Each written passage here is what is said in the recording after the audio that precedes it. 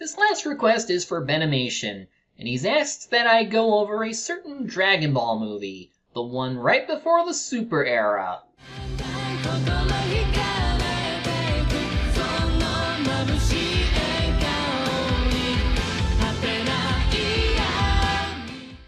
Remember when Dragon Ball was an adventure series? It was a funny little fantasy story about a kid named Son Goku, who's directly inspired by the Chinese folklore, the Monkey King. He would go on adventures with friends to find the mystical Dragon Balls while learning martial arts, fighting bad guys, and so on. The action became more prominent over time as the adventuring dwindled, but it was still very fun and enjoyable thanks to the unique fight choreography. Then the Z era came along, where the humor got shooed away in favor of high-stakes action and dramatic storytelling. That's not a bad thing, but those plots tend to focus on a small core of characters while everyone else plays cheerleader. Now, there were plenty of movies released for both anime. The one we're looking at is like a 10-year anniversary special for the original Dragon Ball, but it uses the art style from a newer series called Dragon Ball GT. For director, we have Shigeyasu Yamauchi, who directed DBZ, GT, and 3 Broly movies. There's also producer Kenji Shimizu, another Dragon Ball veteran, as well as writer Aya Matsui, who worked on GT and a bunch of Dr. Slump movies. So, can they do a Dragon Ball movie well without issue? Only one way to find out, and that's to take the path to power. As we begin, I want to note that the copy I'm using is the 2003 Funimation dub. This was a while after they stopped working with Saban and Ocean Studios. Now, about this opening narration. It's a remote terrain where fierce creatures rule, and humans dare not tread. There's good setup for retelling the Dragon Ball manga. It even includes Goku fishing, in the nude, because Mountain Boy, and the fish he's about to catch has some final thoughts. A monkey or a mountain cat, perfect for a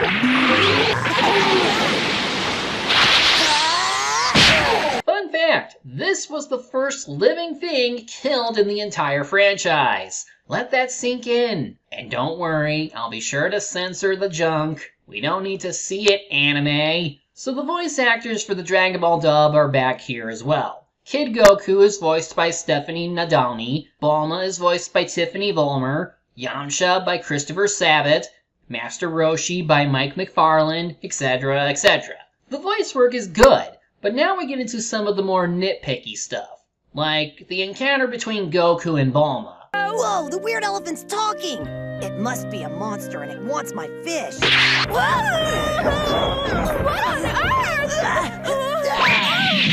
Now, the scene of the meeting is taken from the anime.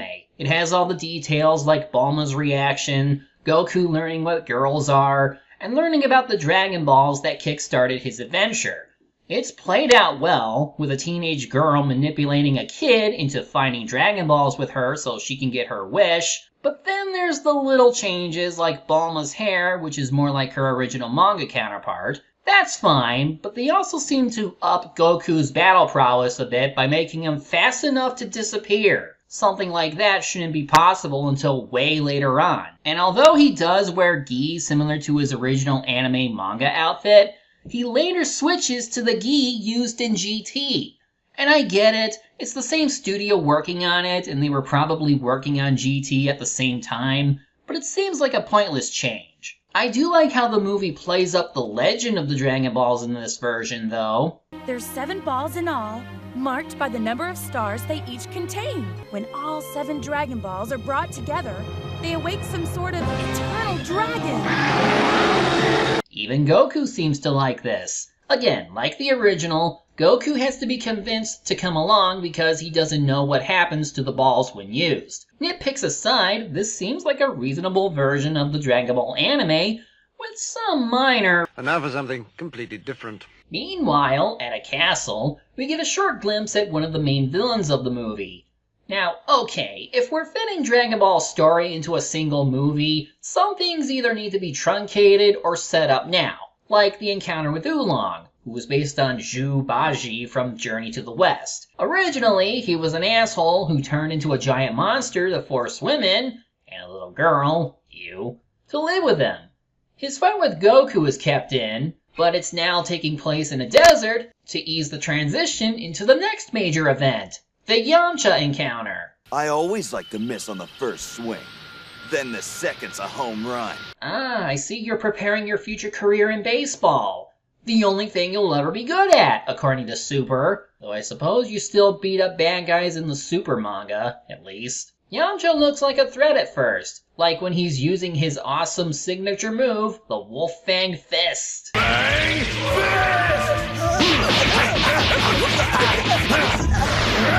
Damn! But like before, all it takes is for him to see Bulma and...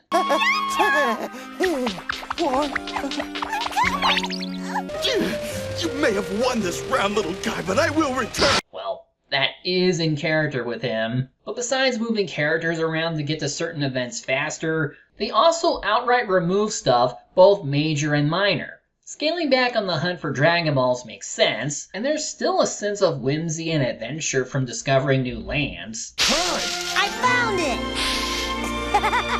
But now we've reached the point where they completely remove entire sagas without much rhyme or reason. I'm fine with them waiting a bit on revealing Master Roshi, but we skip over our heroes fighting Emperor Pilaf and crew that leads to the first glimpse of Shenron, aka the eternal dragon that spawns from the Dragon Balls. Instead, we skip right to the Red Ribbon Army saga, and one of the first villains of that is General White, who looks completely different from his original appearance. It seems my men would disagree. Welcome to Muscle Tower! And I see that Muscle Tower looks a lot more futuristic. I get that Earth in this universe is a hodgepodge of future tech mixed with old school Earth cultures, and even prehistoric dinosaurs. But the Red Ribbon Army wasn't that advanced at the start. Also, on the subject of Earth, the series really went through a lot of demystification, if you'll allow me to use the term. Starting with Z, we saw less supernatural activities on Earth, and less cultures and races, human or otherwise. Hell, it seems like the only time we see non-humans are from named characters like Oolong and Puar, or if they're alien. And this movie is no different, because I don't see any non-humans in the Red Ribbon Army. At least the action is pretty good here. It's not too bad for a truncated version.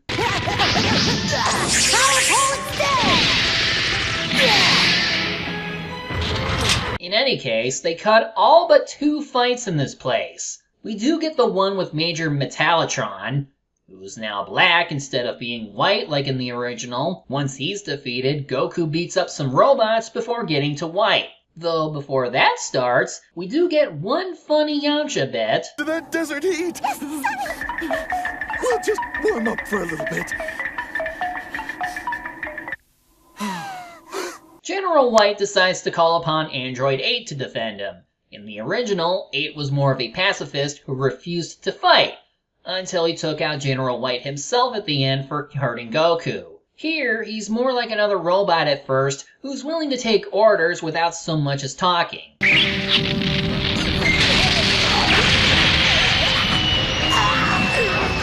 Android 8 gets the upper hand, but starts hesitating as he's squeezing the life out of Goku. When White threatens to blow him up, Goku stands up for his friend.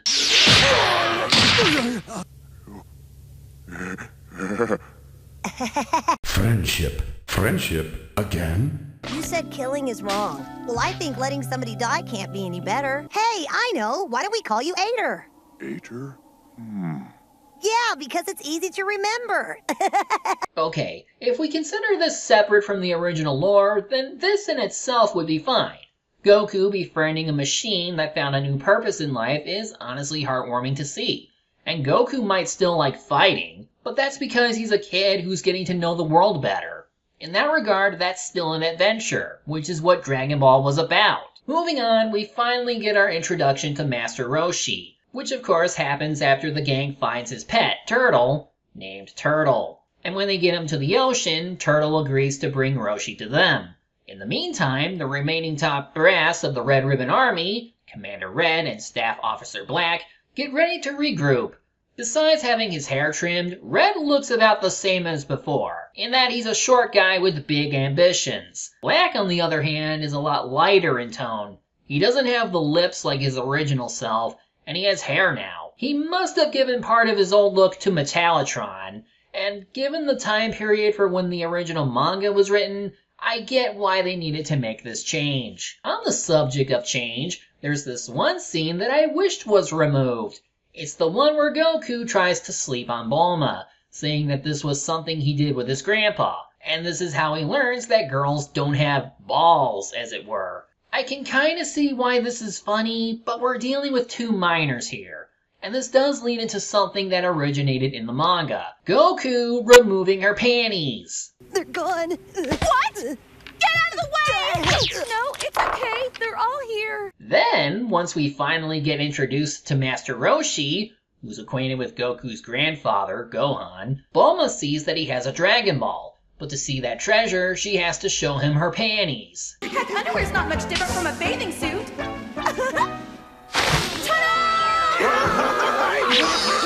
Like, okay, the humor in this series is very dated in some spots. There are some legitimately funny jokes, like, Fly to me, bird of immortality. Master, didn't the bird of immortality die last year of compounded food poisoning? but oftentimes the dirty humor and racist caricatures remind you that this work was from a different time and place. It's that stuff I don't miss when it comes to Dragon Ball.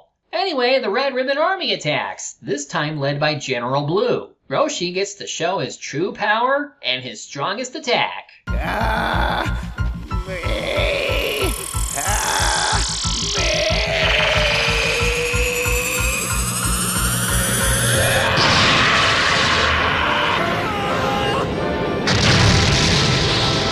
Yeah, that was cool. Originally, he used this to blow out the fire on Ox King's mountain home, while also destroying his castle, but here he took out an entire fleet of battleships with both his beam and the ocean. Who would have thought a pervert like you would actually have a purpose? I mean, that's often the case, even if he's still a bad perv. But Blue doesn't go down easily and summons submarines to deal with our heroes. Goku tries to copy Master Roshi's Kamehameha, and...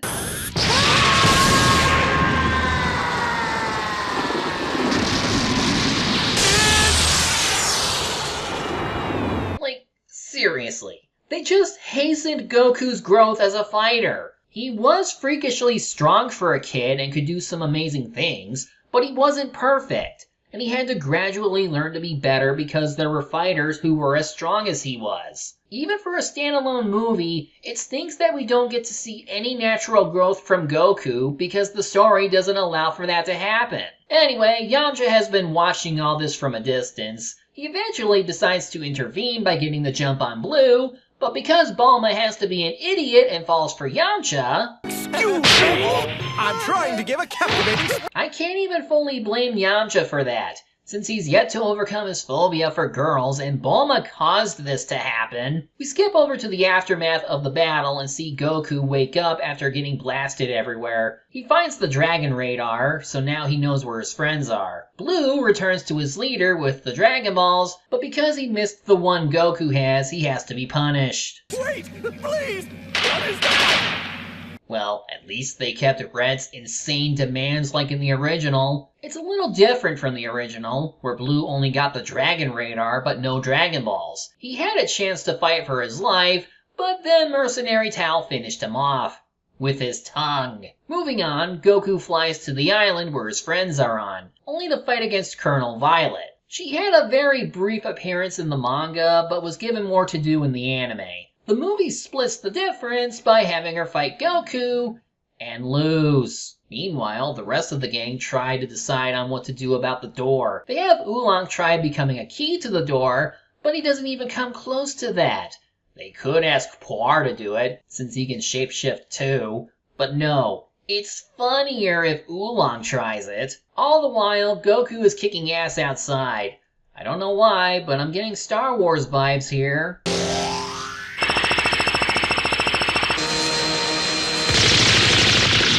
He manages to get inside a mine shaft, but he overdoes his Kamehameha, which blows up an entire section of the island. So when the bad guys surround him with frickin' tanks, it goes about as well as you'd expect. Yes, this is cool. Yes, it is well animated.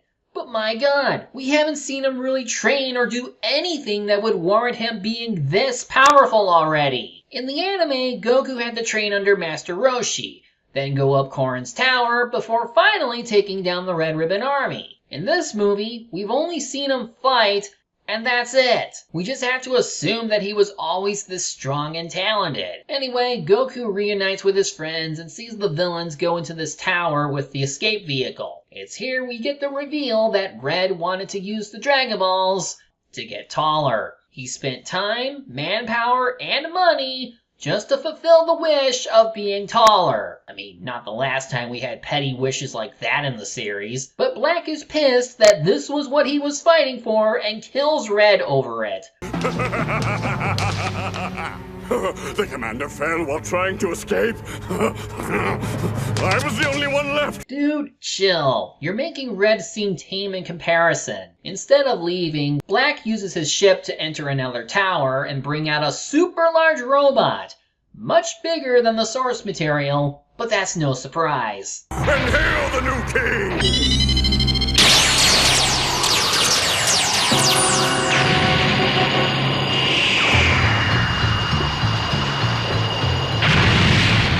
Guys, you didn't have to be like Z or GT. If I said before that there were some dated things that I'm happy were adapted out, there are also things that I wished was faithful to the source material. Just because Z was extremely popular doesn't mean you need to retrofit the older stuff to make it look like that newer stuff. This should have been a good chance to remember how Dragon Ball was doing its own thing and had its own identity. But they play it out way too much, especially during this fight. Goku fights Black while his friends try to escape. I guess Ader sensed what was going on and where, and joins in on the fight, which contradicts what his original non-violent version would do, but it is in character with his movie iteration. In any event, Black overpowers and destroys Ader, whose last thoughts are with Goku and their friendship. Goku starts feeling sad and angry, leading to...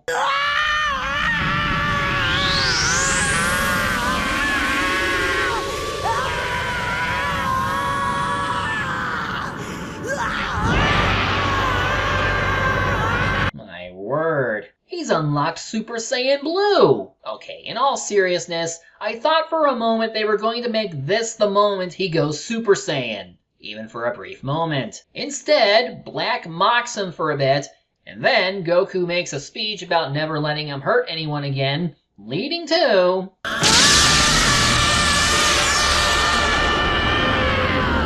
That technique doesn't work, remember? What? Truth be told, seeing as how they truncated this series to hell at this point, it might have been better if he had gone Super Saiyan for a bit, just for dramatic effect, because that wasn't exactly the most impressive finish after his outburst. Goku actually continues with his outburst, but we skip over to Bulma and gang finding the Dragon Balls to summon Shenron. Bulma and Yamcha already have gotten what they wanted, so they let Goku make his wish. Our hero wants to revive Ader and have his bomb removed, and Shenron accepts. Goku.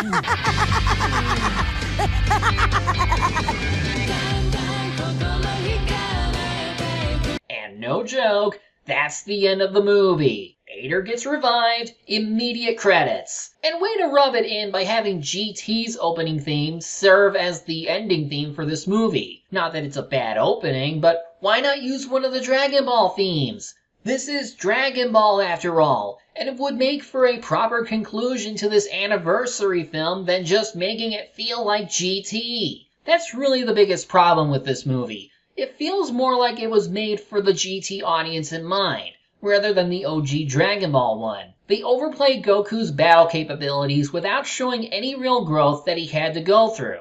They skip out on a ton of characters and arcs and remove most of the charm of the fantasy sci-fi world that the original world was based in. Only some key scenes are kept, regardless of when they happen.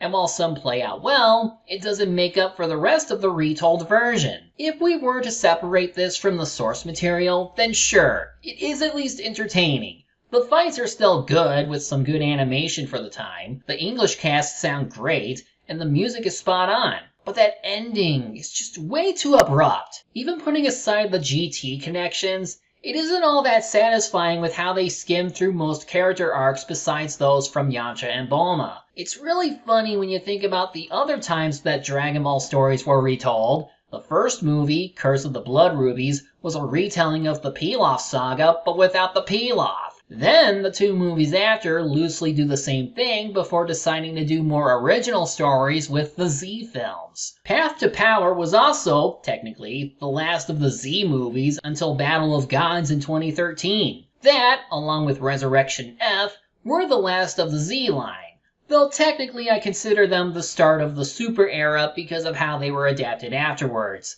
And Super didn't officially get movies until Super Broly happened. But to think, this was the last movie we ever got for the franchise at the time. And it's a less than impressive retelling that tries to fit itself to the GT series than staying faithful to its roots. It's certainly not the worst piece of Dragon Ball media out there. And I did enjoy parts of it. I can't say it's all bad. I just really wish that it was more like Dragon Ball. If they at least incorporated Demon King Piccolo into the story, since he was one of Goku's greatest threats in that era, then I could maybe forgive some of the GT stuff they did. Otherwise, I'd rather watch something else from the franchise. I'm the Media Hunter. Media's my prey, and reviewing them my way.